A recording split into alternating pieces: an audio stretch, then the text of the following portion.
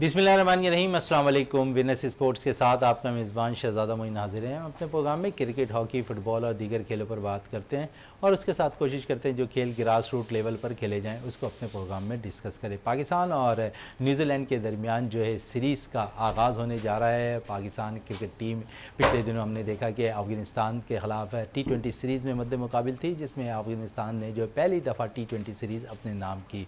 अब न्यूजीलैंड के ख़िलाफ़ पाकिस्तान को होम ग्राउंड पर जो है सीरीज़ खेलना है, जहाँ T20 मैचेस 5 खेले जाएंगे और 5 ही वनडे मैचेस खेले जाएंगे। पाकिस्तान क्रिकेट बोर्ड के हवाले से अगर थोड़ी सी बात कर लें तो अब तक पाकिस्तान क्रिकेट बोर्ड ने जो है कोच की हैसियत से अब तक कोई भी ऐलान करते हुए दिखाई नहीं दी। अबूरी कोच की हैसियत से अब्दुल रहमान अफगानिस्तान के खिलाफ सीरीज़ में मौजूद थे पाकिस्तान क्रिकेट टीम के साथ, लेकिन ऐसा देखा गया कि वो भी कोई ख़ास कारकर्दगी दिखाते हुए नज़र नहीं आए।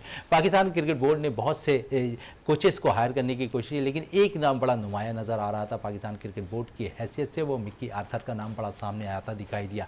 मिक्की आर्थर ने कुछ अर्से कबल पाकिस्तान क्रिकेट बोर्ड से माजरत भी इख्तियार की थी कि पाकिस्तान क्रिकेट बोर्ड की वो कोचिंग करने में इतने सेंसिटिव दिखाई नहीं देते, लेकिन दूसरी तरफ अगर देखें तो पाकिस्तान क्रिकेट बोर्ड आखिरी लम्हात तक कोशिश उनसे जारी करता हुआ दिखाई देता हुआ नज़र आया और ऐसा अब दिखाई देता है कि मिक्की आर्थर फिर पाकिस्तान क्रिकेट बोर्ड के किसी न किसी अहम ओहदे पे फाइज होते हुए दिखाई देंगे। दूसरी तरफ एशिया कप के साथ बात कर लें तो बड़े ज़बरदस्त इंडिया के हवाले से अगर जो चीज़ें सामने आ रही हैं, पाकिस्तान अपने मौके पर बहुत ज़्यादा टटा हुआ दिखाई दे रहा है, जिसके बायस इंडिया को अब थोड़ी सी परेशानी का भी सामना करना पड़ता हुआ दिखाई दे रहा है। सारे सूरत-ए-हाल पे बात करने के लिए हमारे साथ स्टूडियो में मौजूद हैं जावेद इकबाल भट्टी साहब, जो स्पोर्ट्स एनालिस्ट हैं। इनसे बात करेंगे। सबसे पहले कोचिंग की हैसियत से बात कर लें कि इस वक्त कोचेस का मामला बड़ा ज़ेर गौर है, क्या कहेंगे जावेद साहब कोचिंग के हवाले से?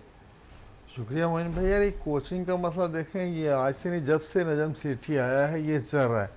और नजम सेठी ने एक ही चीज को अपनाया हुआ क्यों है, सिर्फ है मिक्की आर्थर? मैं यही कह रहा हूँ कि मिक्की आर्थर में पता नहीं नजम सेठी साहब ने क्या देख लिया है कि उनको सिर्फ दुनिया में एक ही कोच नज़र आ रहा है, जो है मिक्की आर्थर। बात वही ग्रुप वाली है, वो इनके साथ चला हुआ है, इसके साथ रहा हुआ है। और देखें, नजम सेठी साहब कहते थे ना, पाकिस्तानी कोच इसलिए नहीं रख सकते कि पाकिस्तानी कोच रखने से मतलब उसका कोई पावर नहीं होता, फिर सियासत शुरू हो जाती टीम में। अब मिक्की आर्थर को जो ये ला रहे हैं, मिक्की आर्थर को पता आखिरी दिनों में तकरीबन वो जो हमारे पाकिस्तानी कोचिस करते थे उससे ज़्यादा ही इन्वॉल्व हो गया था टीम के हर किसी के मसले में, सिलेक्शन तो हो, चाहे ऊपर नंबर शफलिंग हो, स्टाफ का कोई मसला हो। मिक्की आर्थर भी पाकिस्तानियों से ज़्यादा चालाक हो गया था, यहाँ रहकर हमने उसे सब कुछ सिखा दिया था। अब देखें, दुनिया के और भी बहुत से कोचिस है, पाकिस्तान में बहुत अच्छे कोचिस है, लेकिन नजम सेठी साहब की सुई सिर्फ मिक्की आर्थर पे अटकी हुई है। आया मिक्की आर्थर ने अता के मना भी कर दिया था, लेकिन नहीं, ये खुद चाह रहे हैं कि वो वहाँ से पाउंड भी लें, पाकिस्तान से डॉलर भी लें, यानी पूरा स्टाफ। और मिक्की आर्थर जाहिर है अब जब आएंगे वो पूरा अपना स्टाफ लेकर आएंगे, जितनी शराइत है वो सारी मनवा कर आएंगे। पिछले दिनों यासिर अरफात ने भी यही बताया था कि मकसद मैं भी, मिक्की आर्थर मुझे कह रहा कि आप मेरे साथ ही काम करेंगे, लेकिन हेड ऑफ द डिपार्ट जो होगा वो मिक्की आर्थर होगा, पूरा अपना स्टाफ लेकर आ रहा है। तो ये बदकिस्मती कह सकते हैं हम कि आज तक जो है, जब से सेठी साहब आए आज तक कोच नहीं मिल सका। अच्छा साहब, आप भी अभी कह रहे हैं और हमने माजी में भी देखा कि जो पाकिस्तानी साबका क्रिकेटर्स होते हैं वो इतना इंटरेस्ट नहीं रखते कोचिंग की हैसियत से, और जो इंटरेस्ट रखते हैं वो कभी अगर कोचिंग के फ़राइज़ अंजाम देते हुए नज़र आए तो शायद उन पर तनकीद बहुत ज़्यादा होती दिखाई दी। माजी में अगर बात करें, जावेद मियादाद की शक्ल में ऐसी चीज़ें आई हैं, हनीफ मोहम्मद की शक्ल में ऐसी चीज़ें आई हैं, हारून रशीद की शक्ल में ऐसी चीज़ें आई हैं। उसके साथ साथ अगर बात करें नौजवानों में, इंज़मामुल हक, मोहम्मद यूसुफ, सकलैन मुश्ताक तक ये चीज़ें सामने आती। क्या वजूहत हैं कि हम पाकिस्तानी कोचेस पे अपने ही मुल्क में अपने ही खिलाड़ियों पर क्यों नहीं ज़्यादा भरोसा करते? मोइन भाई, बात वही है जैसे आपने बताया है कि देखिए, हम अपने हमारे मुल्क का प्लेयर्स जो है वो कोचिंग देखे, ये बहुत ही कोई अच्छा तासुर नहीं छोड़ के, जितने भी हमारे अपने मकसद पाकिस्तानी कोच थे, आप चाहे इंजमाम को देख लें, उनके ऊपर भी तनकीद, सेकलैन को ले लें, मकसद जितने भी हमारे आए हैं पाकिस्तानी प्लेयर, मियादाद को ले, इतना बड़ा प्लेयर था, इतनी अच्छी टीम उसने खड़ी कर दी थी, लेकिन हमारे पता नहीं समझ में नहीं आता। असल में प्लेयर्स पावर जो होता है ना, वो नहीं चलने देता कोच को, पाकिस्तानी कोच को जो है प्लेयर पावर नहीं चलने देता।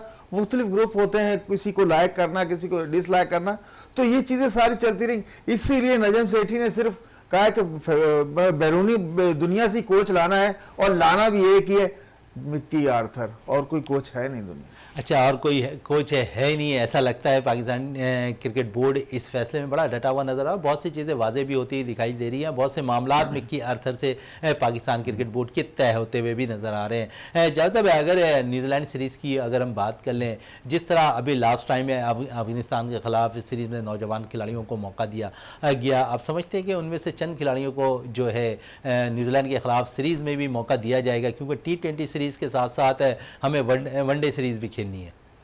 बिल्कुल मोइन भाई, देखिए मेरा तो शुरू दिन से ये मौक़िफ़ है, अगर आपने उन लड़कों को चांस दिया है तो उनको कंटिन्यू करवाएं। मकसद 3-4 लड़कों को, अब जब हमारे सीनियर प्लेयर वापस आएंगे जो आराम की गर्ज से जिनको मकसद आउट कर दिया था, अब जब वो वापस आएंगे बाबर आजम के साथ, तो पाकिस्तान बोर्ड को चाहिए कि 3 से 4 लड़के जो है जो आपने सेलेक्ट किए हैं उन्हें चांस दें। जब तक बड़े सीनियर प्लेयर्स के साथ आप उनको ग्रूम नहीं करेंगे तो कैसे पता चलेगा उनमें निखार कैसे आएगा, टैलेंट कैसे उभर कर आएगा।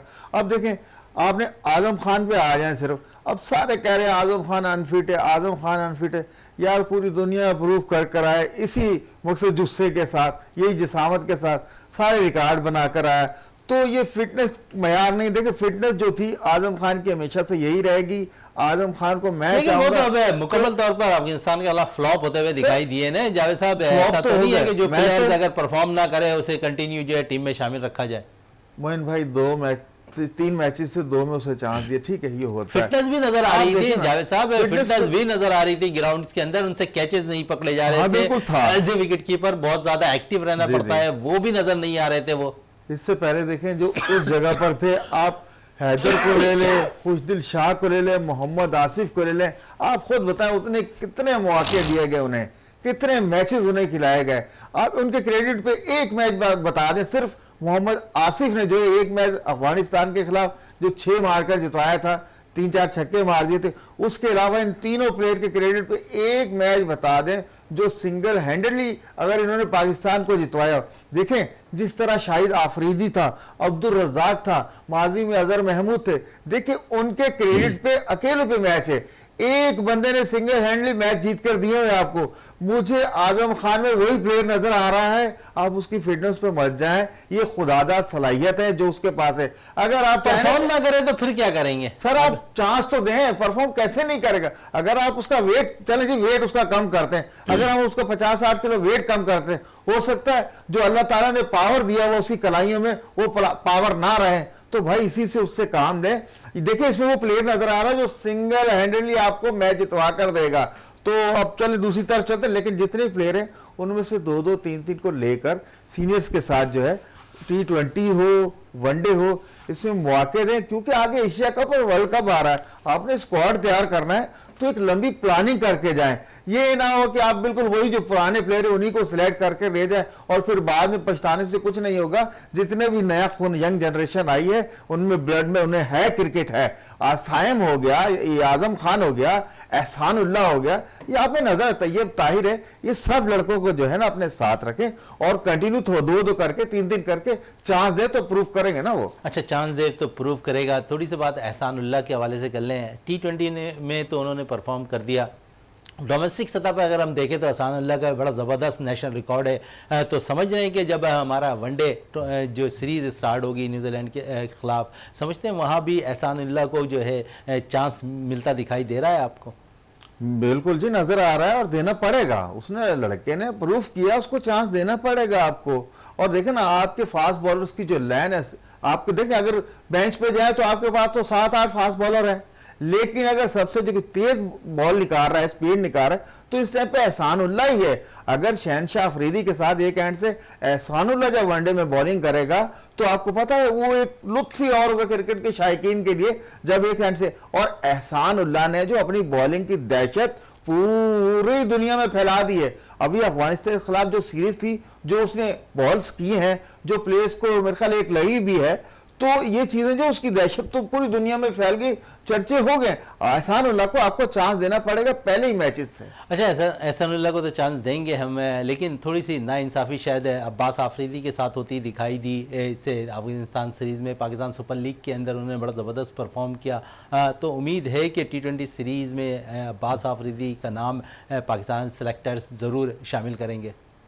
जी मोइन भाई, ये देखें, इसको आप ज्यादती तो नहीं कह सकते हैं, लेकिन देखें जिस तरीके से पाकिस्तान बोर्ड ने नए लड़कों को चांस दिए हैं, ये जो देखें 5 तो जिन्होंने कमबैक किया था, बकाया 4 लड़कों ने डेब्यू किया था, जिस तरीके से इन्हें चांस दिया जा रहा है, और मुझे लग रहा है कि अब्बास अफरीदी का जो जगीरा है ना पवाम कर रही है, ये भी निकाल देंगे। हो सकता है कि अपने ये T20 मैचेस आ रहे हैं, आगे वनडे सीरीज आ रही, आपको हो सकता है कि अब्बास अफरीदी भी प्लेइंग स्क्वाड में नजर आए जब टीम का ऐलान होगा। तो अच्छा, टीम का ऐलान, लेकिन अगर माजी में फास्ट बॉलिंग की बात कर ले तो हसन अली शायद अच्छा परफॉर्म ज़रूर किया इन्होंने पाकिस्तान सुपर लीग के अंदर, लेकिन सेलेक्टर्स की नज़र में एक दफ़ा फिर नज़रअंदाज होते हुए दिखाई दिए।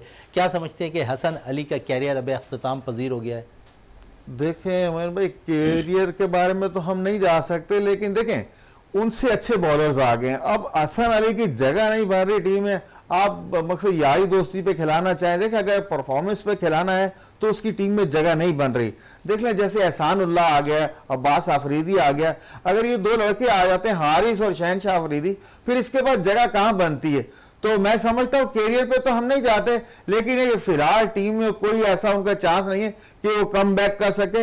अलबत्ता ये हमारे जो नए लड़के हैं, अगर इनको चांस मिल गया तो हो सकता है जो 2-3 हमारे रेगुलर खेलते आ रहे हैं, कभी इन कभी आउट, उन लड़कों का चांस भी खत्म होता हुआ मुझे नजर आ रहा है। जैसे कि मोहम्मद हसनैन ले लें, शाहनवाज दहानी ले लें, ये जो लड़के दोनों तो खिलाड़ी अनफिट है यकीनन जावेद साहब है, तो उनका हो सकता है कि न्यूजीलैंड के खिलाफ सीरीज में भी नाम मुश्किल है कि आता हुआ दिखाई दे रहा है। मोहन भाई, मैं नाम आए या ना आए, मैं आपको बता रहा हूं कि जो जगह है ना उनकी, वो ये लड़के जो नए बॉलर्स आ रहे हैं ये फिल कर देंगे। हो सकता है कि जैसे कभी इन होते हैं कभी आउट होते हैं, हसैन को ले ले, शाहनवाज दानी, अक्सर आपने देखा होगा। लेकिन जिस तरीके से ये नई पोद आ रही है, जैसे अब्बास अफरीदी है, एहसानुल्लाह है और अरशद इकबाल है, ये 2-3 बॉलर, जमान खान है। अब जब ये बॉलर्स आ जाएंगे तो आपको पता उनकी जगह तो वैसे ही अब नजर नहीं आ रही टीम में बनते हुए। ये चीज़ अच्छा, टीम में जगह बनती हुई नज़र नहीं आ रही है। पास में जितने बॉलर्स थे फास्ट बॉलर है, लेकिन अगर हम थोड़ी सी कंपैरिजन करें 2 ऑलराउंडर्स के हवाले से, तो इस वक्त अगर हम देखें तो बॉलिंग ऑलराउंडर के तौर पर जो है मीडियम पेस बॉलिंग में अगर देखें तो फ़हीम अशरफ, वसीम जूनियर का नाम सामने सिर्फ नज़र आ रहा है। इसके अलावा हमारे पास शायद कोई ऐसा ऑलराउंडर नहीं है जो जिस तरह रज़ाक किया करते थे, अज़हर महमूद किया करते थे। अगर रज़ाक और अज़हर महमूद दोनों ही टीम में शामिल होते तो पाकिस्तान को फ़ायदा होता था, लेकिन अब हम देखते हैं कि हमें एक पर कंप्रोमाइज़ करना पड़ रहा है, या हम फ़हीम अशरफ को खिलाएं या वसीम जूनियर को। तो मुस्तकबिल में हमारे पास कोई भी ऐसा प्लेयर नज़र नहीं आया जो अज़हर महमूद या अब्दुल रज़ाक का खिला पूरा करता हुआ दिखाई दे। कुछ चार फ़हीम अशरफ के लिए नज़र आया था, लेकिन शायद सेलेक्टर ने उसको बर वक्त मौका नहीं दिया, जिसके बाइस वो शायद ज़ाया होते हुए नज़र आए। अब उन्हें मौका मिल रहा है, लेकिन उनको मुकम्मल तौर पर शायद या तो बैटिंग का भरपूर तौर पर मौका मिलता दिखाई नहीं दे रहा। जिस दिन अगर बैटिंग का मौका मिलेगा तो शायद वो अपनी इम्प्रूवमेंट दिखा सकें। क्या समझते हैं कि हमारे पास सिर्फ 2 ही बॉलिंग ऑलराउंडर नज़र आ रहे हैं तेज़ बॉलिंग में? हाँ मोहन भाई, ये हमारी बदकिस्मती है कि देखें हमने जब अज़हर महमूद, शाहिद अफरीदी, अब्दुल रज़ाक ये चल रहे थे, जब ये मकसद कमेटी में भी आ गया, उस वक्त भी हमने ये सोचना ये नहीं शुरू किया कि हमें जो है बॉलिंग ऑलराउंडर चाहिए जो बैटिंग भी अच्छी करता हो और सिंगल हैंडली मैच जितवा सके। इस पे हमने कभी तवज्जो दी नहीं दी है। अब जो है हमें कोई ऐसा नजर नहीं, देखें फ़हीम अशरफ अपनी जगह जरूर है, लेकिन फ़हीम अशरफ जो है ना उसकी कारकर्दगी में तसलसल नहीं है। कभी वो बहुत अच्छी कर देगा, बैटिंग कभी अच्छी कर देगा, लेकिन इंटरनेशनल मैचेस में अब काफी दिन हो गए उसने कोई अच्छी परफॉर्मेंस नहीं की। और जिस तरह से आपने दूसरा नाम किसका, फ़हीम का था, और वसीम जूनियर देखिए वसीम जूनियर के पास बॉलिंग स्पीड है, नो डाउट वो अभी अच्छी बॉलिंग कर रहा है, और आपको पता है वो कोई मैच्योर ऑलराउंडर अभी आप उसको गिन नहीं सकते। बल्ले हैं जिस दिन उसके लग गए तो लग गए। फ़हीम अशरफ में ये क्लास है, बैटिंग जानता है, तो इससे थोड़ा सा और जो है ना इंप्रूव, जैसे ही अपना वसीम हो जाएगा तो मेरी पहली चॉइस वसीम होगी, ना कि फ़हीम अशरफ। अच्छा, फिर इतने अरसे काफ़ी अरसा गुजर गया है, हमारे पास कोई ऑफ स्पिनर आता दिखाई नहीं दिया। कुछ दिनों पहले बात हो रही थी कासिम अकरम के हवाले से कि एक अच्छा ऑफ स्पिनर ऑलराउंडर हमें मिलता दिखाई दे रहा है जो अंडर 19 की सतह पे उम्दा परफॉर्मेंस भी दिखा रहा है, लेकिन शायद वो अब गुमनाम सा होता हुआ दिखाई दे रहा है। कोई तवज्जो शायद नौजवान खिलाड़ियों पर होती हुई नज़र नहीं आ रही। ये मोइन भाई बहुत अच्छा सवाल किया आपने कासिम अकरम के हवाले से। जिस तरह से अंडर 19 का वर्ल्ड कप चल रहा था और जिस तरीके से वो लड़का परफॉर्म कर रहा था, ऑफ स्पिन भी कर रहा था और बैटिंग भी कर रहा था, बड़े चर्चे हो रहे थे, बड़ा नाम चल रहा था। और जैसे आपने कहा कि अब लग रहा है कि उसे बिल्कुल वो एक नया प्लेयर आता है ना बहुत धूमधाम से, इसके बाद बिल्कुल गुमनामियों में चला जाता है, अब नजर ही नहीं आ रहा कहीं, जबकि टीम भी सिलेक्ट हुई, कहीं एक्स्ट्राज में भी उसका नाम नहीं था। तो मुझे नजर आ रहा है कोई भी ऐसा बॉलर नहीं है। देखिए स्पिनर आपके पास 3-4 ही अब रह गए जो पाकिस्तान खेलेंगे, उसामा मीर है, शादाब है, ये दो तो आपको पता खेल रहे हैं, नवाज है, ये 3 हैं यही खेल रहे हैं। और तो कोई ऐसा स्पिनर जैसे अबरार है, उसको अगर आप कंटिन्यू चांस दें, अबरार से अच्छा आपके पास ऐसा मिस्ट्री बॉलर कोई नहीं है, अगर आप कंटिन्यू उसको चांस दें। तो ये है कि ये 2-3 हैं यही बॉलर हैं, और तो कोई नजर नहीं आ रहा। कासिम अकरम सही कह रहे हैं आपको, उसको तो बिल्कुल गुमनाम ही कर दिया ना। बिल्कुल जिस जावेद साहब भी कह रहे हैं कि कासिम अकरम को जो नौजवान ऑफ स्पिनर अच्छा निकल कर सामने आया था, उभरता हुआ नौजवान अंडर 19 प्लेयर्स था, जिसको शायद गुमनामी नज़र आती हुई नज़र आ रही है। पाकिस्तान क्रिकेट बोर्ड की कोई तवज्जो शायद उस नौजवान खिलाड़ियों पर होती हुई नज़र नहीं आ रही है। ये हमारे मुल्क का अलमिया है कि जो लड़का परफॉर्म कर रहा होता है उसे फौरी तौर पर चांस देते हुए नज़र नहीं आते पाकिस्तान क्रिकेट बोर्ड के सेलेक्टर्स। इस वक्त ब्रेक के लिए कहा जा रहा है, ब्रेक से वापस आते हैं तो गुफ्तगू को मज़ीद जारी रखते हैं।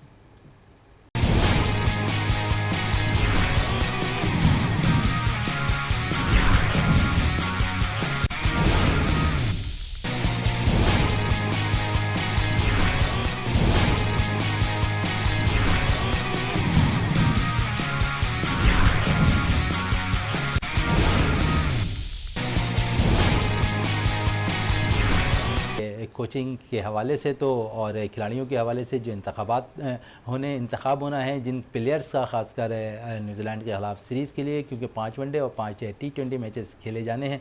तो मज़ीद बात कर लेते हैं जावेद इकबाल साहब से। जावेद साहब कैसा देख रहे हैं इस सीरीज़ को, क्योंकि अभी लास्ट जो सीरीज़ हुई थी इसमें न्यूजीलैंड ने पाकिस्तान को एकतरफ़ा मुकाबले के साथ जो शिकस्त दी, कैसा देखते हैं इस सीरीज़ में मज़ीद क्या हम एक्सपेरिमेंट करते हुए मज़ीद नज़र आएंगे, या फिर अफ़गानिस्तान के ख़िलाफ़ जो सीरीज़ में लड़के खेलते दिखाई दिए थे उन्हें हम मौका फ़राम करेंगे? और अगर मौका फ़राम करते हैं तो जिस तरह साबका कप्तान, अब तो खैर बाबर आजम दोबारा कप्तानी की हैसियत से टीम में कप्तानी करते नज़र आएंगे, शादाब ने कहा कि अगर इसी टीम को खिलाया जाए तो वो ज़्यादा बेहतर होगा। मोइन भाई देखें माशाल्लाह शादाब ने कह तो दिया, लेकिन ये बिल्कुल जो तजर्बा इन्होंने किया था वो नाकाम हो गया, उस पर कहीं भी नहीं जाएंगे। बिल्कुल मजबूत टीम उतारेंगे न्यूजीलैंड के ख़िलाफ़, क्योंकि आपको न्यूजीलैंड जो है ना पीछे मैच मार कर गई है। तो अब जो मैचेस तो बड़े दिलचस्प होंगे। सीनियर और 1 या 2 लड़के ये खिलाएंगे सिर्फ, जो आपके नए लड़के उनमें से बकाया भरपूर टीम उतारेंगे। और न्यूजीलैंड में भी आपको पता है कि उनके जो सीनियर्स प्लेयर हैं, मैन प्लेयर, तो आपको पता वो नहीं आ रहे टीम के साथ, उनके साथ भी नए लड़के आ रहे हैं टीम में।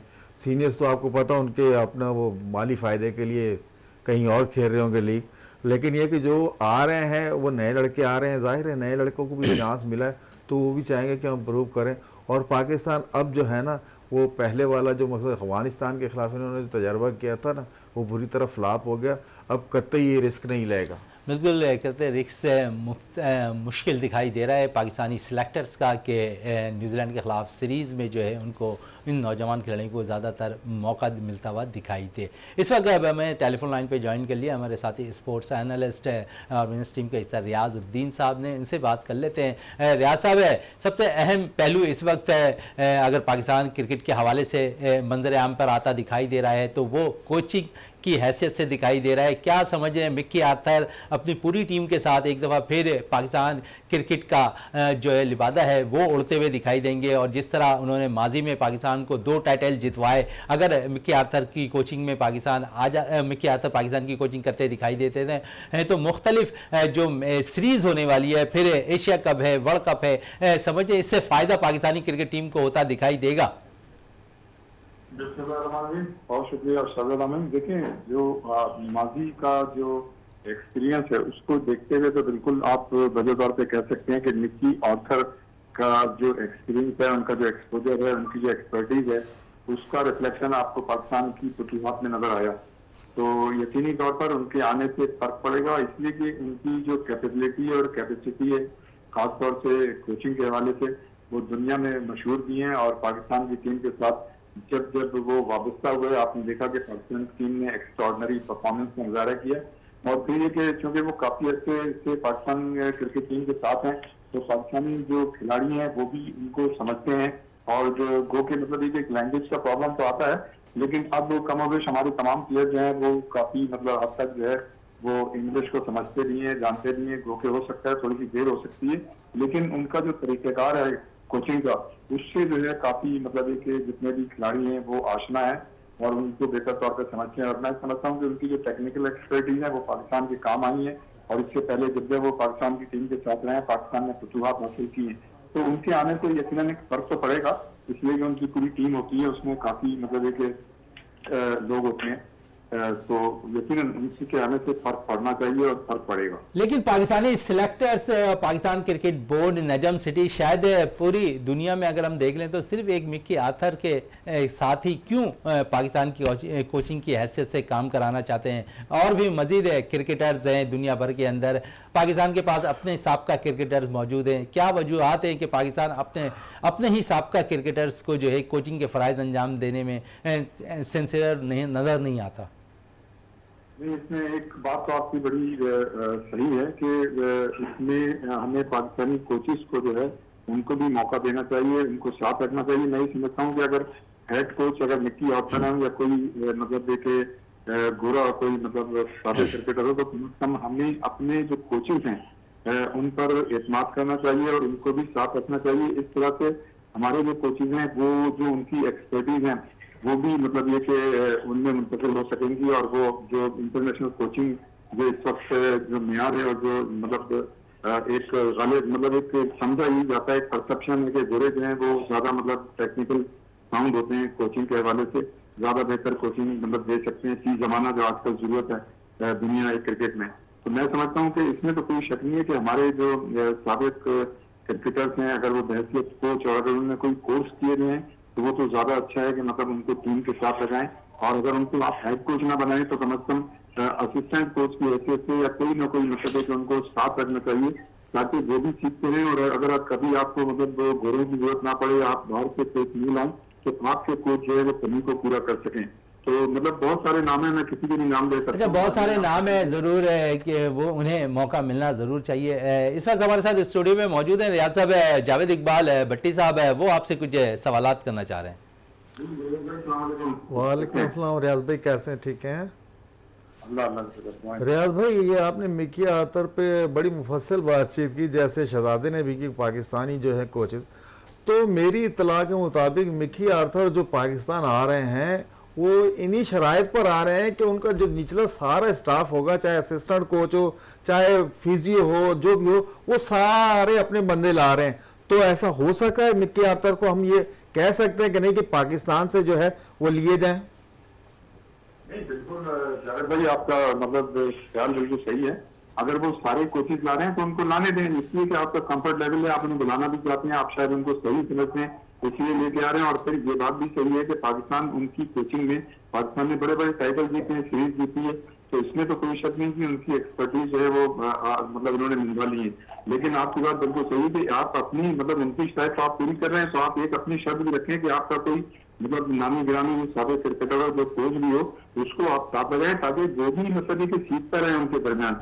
जब वो सीखता रहेगा तो अगर वो नहीं होंगे तो कम से कम वो कोच जो है काम भी आएगा हमारे। और फिर वो जो दूसरे कोचेज हैं उनको भी वो तरजीह दे सकेगा कि अभी मिक्की आर्थर उनकी पूरी टीम के साथ रह के उसने जो है क्या क्या एक्सपर्टीज हासिल की है। अच्छा, तजुर्बे जिस तरह आप खुद कह रहे हैं कि सीखने के मराइल ज़्यादा बेहतर रहेंगे। अगर हम बात करें तो क्वालिफाइड कोच पे की हैसियत से जलालुद्दीन का नाम एक बड़ा सामने आया था माजी में, लेकिन फिर शायद वो गायब होते नजर आए। जलालुद्दीन साहब अमेरिका और पाकिस्तान दोनों की सतह पर जो अगर देखें तो अमेरिका में भी वो क्रिकेट इन दिनों जो है सिखाते हुए नजर आते हैं। पाकिस्तान जब आते हैं तो उनकी अपनी एक एकेडमी है, वो चला रहे होते हैं। क्या पाकिस्तान क्रिकेट बोर्ड उनसे बाकायदा तौर पर जो है कोचिंग के फ़राइज़ अंजाम नहीं दे सकता? बिल्कुल दे सकता है, लेकिन ये जलालुद्दीन जिस टाइप की शख्सियत है वो मैं समझता हूँ कि इनमें बड़ा पोटेंशियल है। और इसको बात उन्होंने साबित की है। जब वो कसम की क्रिकेट अकेडमी यहाँ चला रहे थे तो उनके दौर में काफी खिलाड़ी जो है उन्होंने बड़ी अच्छी क्रिकेट सीखी और मुख्तलिफ डिपार्टमेंट्स में गए। तो मैं ही समझता हूँ कि जिस तरह उनकी एक्सपर्टीज है उससे मतलब फायदा उठाना चाहिए। लेकिन वो थोड़ा सा बोल्ड मतलब हैं और मतलब एक अपनी बातों को कहे जाते हैं, वो आपने देखा कि गुज़श्ता सालों में वो पाकिस्तान वीमेंस क्रिकेट टीम के साथ रहे थे और उस वक्त पाकिस्तान वीमेंस क्रिकेट टीम की परफॉर्मेंस जो थी बहुत अच्छी थी। तो मैं समझता हूँ कि बिल्कुल उनकी खिदमत जो है हमें हासिल करनी चाहिए, लेकिन चूंकि वो उन लोगों में से नहीं है जो मतलब पीसीबी की बहुत ज्यादा आगे पीछे हो या मतलब उनकी बहुत सी बातों को मतलब यस मैन वाली टाइप की शख्सियत नहीं है, तो उनका देखना मतलब एक तरीकाकार है, उनका अपना मकाम है। तो आपने देखा यूनिवर्सिटी में भी उन्होंने अकेडमी बाकायदा चला रहे हैं, वहाँ पे भी सर्विस दे रहे हैं, और यहाँ पे जैसा आपने कहा कि कुरंगी में उनकी अकेडमी, इससे पहले वो कस्टम क्रिकेट अकेडमी के साथ वापस कर रहे, तो यकीनन उनका नाम एक ऐसा नाम है। और हमें याद है कि जब वो पाकिस्तान वीमेंस क्रिकेट टीम के साथ थे, अपनी जिम्मेदारियां अदा कर रहे थे, तो हम सब ये समझते थे कि अब जो नेक्स्ट जो है वो पाकिस्तान में मेंस क्रिकेट टीम के साथ वो उनकी वाबस्तगी होगी और उनके साथ वो कोचिंग के साथ अंजाम देंगे। कि वो मतलब बस उनको नहीं लिया जा सका। लेकिन रियाज साहब, इसमें एक चीज़ बड़े मायने रखती है कि जो कोचिंग लेवल कोर्स होता है वो बाकायदा तौर पर कर आते हैं, अब फिर भी शायद पाकिस्तान में उनकी अहमियत नज़र नहीं आती। इस पर अब पाकिस्तान क्रिकेट बोर्ड को शायद तवज्जो देनी चाहिए। नहीं, असल में मसला पाकिस्तान का तो कल्चर दूसरा है ना, यहाँ तो लॉबीज होनी चाहिए, माफियाज हैं और उनका कंट्रोल होता है। तो मतलब ऐसे लोग क्रिकेट बोर्ड में हैं जो मतलब नहीं चाहते होंगे कि वो जलालुद्दीन जो है, लेकिन उसमें ये कि लॉबी बनानी पड़ती है। जलालुद्दीन साहब को मैं जानता हूँ काफी अच्छे से, मैंने उनके इंटरव्यूज भी किए हैं, जो जरा थोड़े से इस मामले में मुख्तलिफ है, क्योंकि अपनी जो मतलब उनका प्रोफेशनल स्टाइल जो है वो थोड़ा सा चेंज है। वो बोल्ड आदमी है, जो बात होती मुंह पे कर देते हैं वो। बिल्कुल बिल्कुल जावेद भाई, बिल्कुल आपने सही कहा। तो वो जो है लगी लिखती नहीं रखते, वो जो भी कुछ होता है बोल देते हैं, लेकिन कोच वो बहुत अच्छे हैं। और मैं ये समझता हूँ कि जिस तरह की शख्सियत है उनकी कोई लॉबी जो है ना वो मतलब उसमें नहीं है। हो सकता है कि नजम शेरी साहब उन्हें पसंद करते हो, लेकिन उनके नीचे जो लोग हो शायद वो उनको ना लाने देते हो। तो ये मतलब बोर्ड में 4-5 लोग होते हैं जो इस बात का फैसला करते हैं। तो शायद मेरे साथ हो सकता है वो उनकी गुड बुक में नहीं है, लेकिन ये बिल्कुल गुड बुक में शायद पाकिस्तान क्रिकेट बोर्ड के चेयरमैन के इसमें जो है ना हो। इस पे मजीद भी बात करेंगे। रियाजुद्दीन साहब हमारे साथ टेलीफोन लाइन पे ही मौजूद रहिएगा। इस वक्त ब्रेक के लिए कहा जा रहा है, ब्रेक से वापस आते हैं तो गुफ्तगू को मजीद जारी रखेंगे।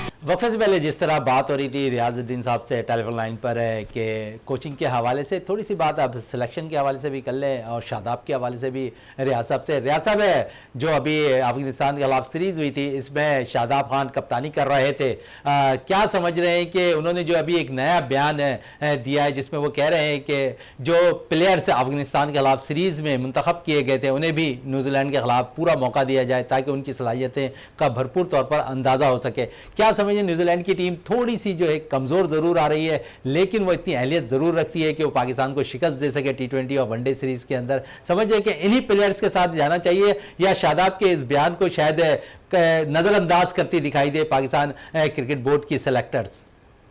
देखिए, इसका तो पता नहीं है कि पाकिस्तान क्रिकेट बोर्ड इनके ध्यान से क्या गया, लेकिन मैं इस चीज समझता हूँ कि अगर शादाब खान ने ये बयान दिया तो यकीनन उनके पीछे कोई ऐसी कुव्वतें होंगी जिसकी बिना पर उन्होंने बयान दिया। और मैं ये समझता हूँ कि इसमें कोई मुजाहिदा भी नहीं है अगर हम अपने उन्हीं खिलाड़ियों को मौका दें और एक दफे मतलब ये तय कर लें अगर हमने उनको इस सीरीज में ही मौका दे दिया तो ये बड़ी अच्छी बात होगी, इसलिए कि आपको उनकी परफॉर्मेंस जो है हमेशा के लिए सामने आ जाएगी।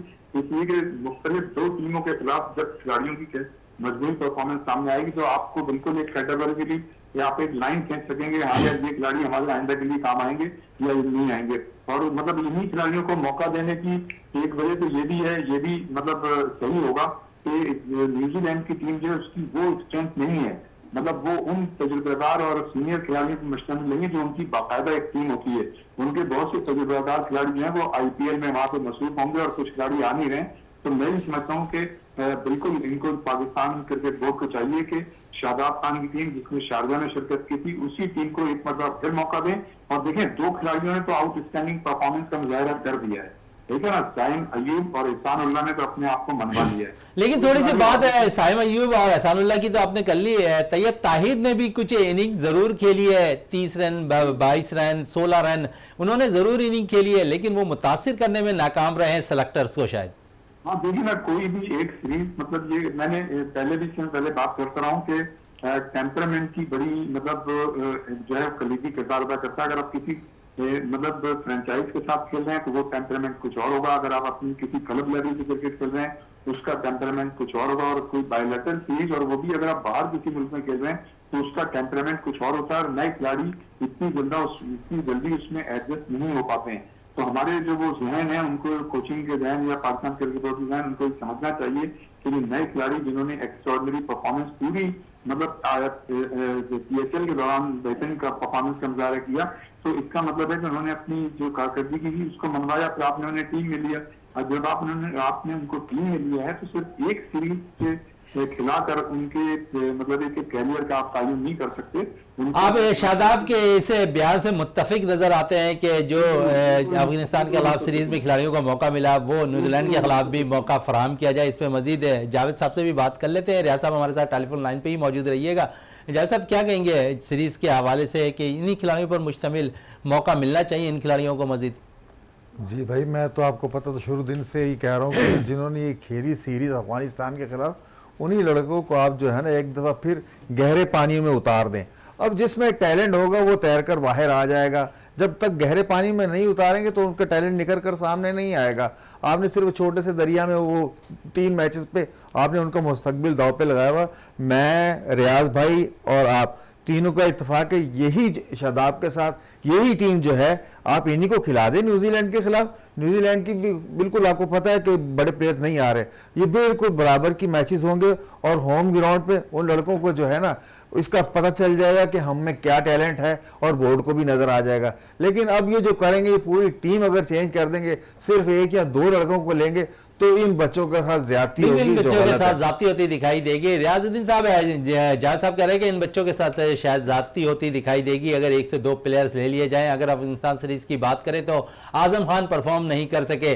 अगर इन्हीं खिलाड़ियों पर जाना है तो फिर यही 5 जो हमने 5 खिलाड़ियों को जो आराम का मौका फराम किया था, एक दफा फिर अगर हम मौका फराम करते हैं उन्हें आराम की गर्ज से, और इन खिलाड़ियों को मौका फराम किया जाए न्यूजीलैंड के खिलाफ सीरीज में, तो बेहतर होता हुआ दिखाई देगा, ताकि इनमें से कुछ अच्छे प्लेयर मजीद जो सिचुएशन को देखकर अपनी इनिंग लंबी कर सकते हैं, अपनी बॉलिंग को जो है ऑडियंस के सामने ज्यादा भरपूर अंदाज में करते दिखाई दे, तो इनको अगर मौका फराम कर दिया जाए और एक और सीरीज इनको दे दिया जाए तो ये बेहतर पाकिस्तान सेलेक्टर का कारनामा नहीं होगा?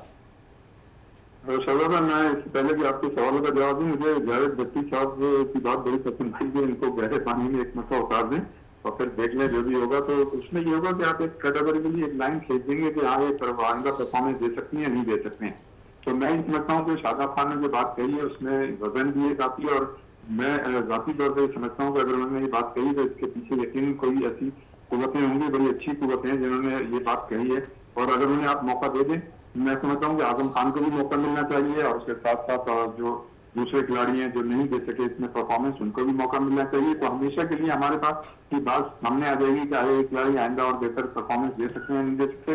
लेकिन मेरा ये ख्याल है कि जैसे कि अगर होम ग्राउंड में, होम क्राउड के दरमियान और होम कंडीशन में अपनी विकेटों पर वो खेलेंगे तो वो ज्यादा बेहतर परफॉर्मेंस दे सकने के काबिल होंगे, और उनमें इत्मीनान में इजाफा होगा, और आइंदा के लिए फिर वो आपके लिए और बेहतर साबित होंगे। मैं ही समझता हूँ कि जिन आपने सीनियर खिलाड़ियों को रेस्ट दिया है तो उन्हें 8-10 दिन का, महीने का रेस्ट और दे दें, और हमेशा के लिए हमें अपने खिलाड़ियों को भी पता चल जाएगा अगर इन खिलाड़ियों ने परफॉर्मेंस दे दी तो आपको मुस्तकबिल के लिए अच्छे प्लेयर्स मिल जाएंगे, और फिर आपके लिए ये फैसला करना आसान होगा कि हम किन खिलाड़ियों को भी मौका दें। एक इसलिए कि आपके पास काफी खिलाड़ी मौजूद होंगे, किसको जो है वनडे में मौका दें और किसको टेस्ट क्रिकेट के लिए कौन सा खिलाड़ी मौजूद है। तो आपको एक पोजीशन के कई खिलाड़ी मिलेंगे, आपका काम भी आसान हो जाएगा कि आप जो है कंफर्टेबल। सारी पोजीशनों की बात कर लें अब रियाज साहब, अगर T20 में बात करते हैं तो फिर पोजीशन ओपनर्स की तो जगह खाली होती नजर नहीं आ रही, क्या कहेंगे इस पे?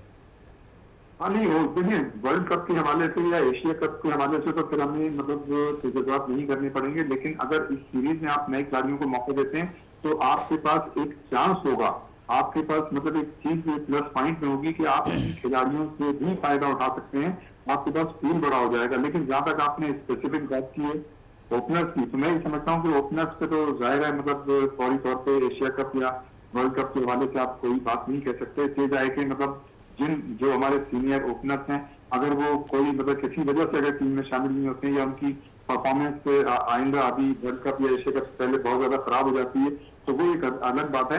लेकिन जाहिर है वो आपके मतलब ऐसे ओपनर्स हैं जिन्होंने मतलब माजी और हाल में भी अच्छी परफॉर्मेंस पेश की है, तो उनको तो आपको लेना चाहिए। लेकिन मैं समझता हूँ नए खिलाड़ियों को टीम के साथ जरूर रखना चाहिए, ये टीम होगी। लेकिन रियाज साहब, जिस तरह ओपनर्स की बात हो रही थी तो पाकिस्तान सुपर लीग के अंदर हमने देखा कि साइम अय्यूब और बाबर आजम पेशावर ज़ल्मी की ओपनिंग करते नजर आए और काफ़ी रन किए उन्होंने ओपनर की हैसियत से। दोनों बैटर्स ने सेंचुरी पार्टनरशिप रही दो मैचेस के अंदर। तो अगर पाकिस्तान टीम के अंदर अगर हम देखें तो साइम अय्यूब टीम का हिस्सा है, बाबर आजम टीम से बाहर है, अगर टीम में आते हैं कप्तानी के फ़राइज़ अंजाम देते हैं तो T20 में आप देखते हैं कि रिजवान के बजाय जो है बाबर आजम साइम अय्यूब के साथ ओपनर करते हुए नजर आएंगे। देखिए मैं समझता हूँ कि जो न्यूजीलैंड की टीम जो आ रही है उसके हवाले से अगर आप बात करते हैं तो मैं समझता हूँ कि सीनियर खिलाड़ियों को नहीं लेना चाहिए। लेकिन अगर आप एशिया कप के हवाले से बात करते हैं तो वो है तो करीब, मतलब इतना दूर भी नहीं है। उस हवाले से न्यूजीलैंड टीम की जो पोजीशन होगी वो मुख्तलिफ होगी। उसमें फिर आपको देखना पड़ेगा जो आपके सीनियर खिलाड़ियों और फ्रेंचाइज से हट के तरफ पाकिस्तान की जो टीम है और उसमें जो आपके ओपनर्स होना जरूरी है वो मतलब हो सकते हैं। इसमें कोई शक नहीं कि साइम अय्यूब और बाबर आजम की पार्टनरशिप जो थी वो जो लीग हुई थी उसमें बहुत अच्छी थी। लेकिन जब आप किसी कंट्री को रिप्रेजेंट कर रहे होते हैं तो उसमें आपका कॉम्बिनेशन जो है वो दूसरा होता है, फ्रेंचाइज के लिए दूसरा होता है। उनकी हम आंगी जो है वो फ्रेंचाइज की हद तक एक अलग बात है। लेकिन जब आप पाकिस्तान से खेलेंगे और किसी बड़े इवेंट में खेलेंगे तो उसका टेम्परामेंट कुछ और होगा। तो मैं ये समझता हूँ कि इस सब तक तो मैं इस बात का हामी हूँ कि जो न्यूजीलैंड की टीम आ रही है उसमें तो आप अपने नए खिलाड़ियों को मौका दें और एक मतलब फिर रेस्ट कराएं सीनियर खिलाड़ियों को, और आप मतलब कि जस्टिफाई करें कि आपने जब टीम भेजी थी शारजा अफगानिस्तान के खिलाफ तो बिल्कुल सही टीम भेजी थी। तो मैं समझता हूँ कि इसको होना, इसमें कोई देखें इसमें कोई अचंभे वाली बात नहीं है और इसको किसी को आना का मसला भी नहीं बनाना। बिल्कुल आना का मसला नहीं बनाना चाहिए। बिल्कुल सही बात आप कह रहे हैं रियाजुद्दीन साहब। आपका बहुत बहुत शुक्रिया विनेस स्पोर्ट्स में टाइम देने का। रियाज साहब से जिस तरह बात हो रही थी, एक सवाल आखिरी आपसे जद भाई, सरफराज अहमद का कैरियर किस तरह देख रहे हैं? क्या T20 में सरफराज अहमद का कैरियर अख्ताम पजीर हो गया? देखें जी, बात वही है ना, अगर आप ये कह रहे हैं बिल्कुल सही कह रहे हैं कि सरफराज का जो है ना T20 में कैरियर ख़त्म हो गया। अब उनको टेस्ट मैच फोकस करने चाहिए, ज़्यादा मकसद उनको ध्यान ही टेस्ट पे देना चाहिए। उनके लिए जो ये फॉर्मेट है ना T20 इवन के ODIs में भी अब उनको नहीं देखें। जब ये सीरीज़ IPL हमारी PSL ख़त्म हुई है तो आखिरी दिन जो मोइन ख़ान ने उनके बारे में अल्फाज कहे थे वो आपको याद होने चाहिए कि सरफराज को जो है T10 के बारे में अब संजीदा होना पड़ेगा। बिल्कुल संजीदा होना पड़ेगा। इस पर किसी और प्रोग्राम में बात करेंगे सरफराज अहमद के हवाले से। इस वक्त टाइम कम है। जावेद इकबाल भट्टी साहब, आपका बहुत बहुत शुक्रिया। प्रोग्राम का अख्ताम करते हैं इस दुआ के साथ कि पाकिस्तान में खेल और खिलाड़ी तरक्की करते रहें और पाकिस्तान का सब जिलाली परचम दुनिया भर में रोशन रहे। इसी के साथ अपने मेज़बान शहजादा मोइन को इजाज़त दें। पाकिस्तान जिंदाबाद।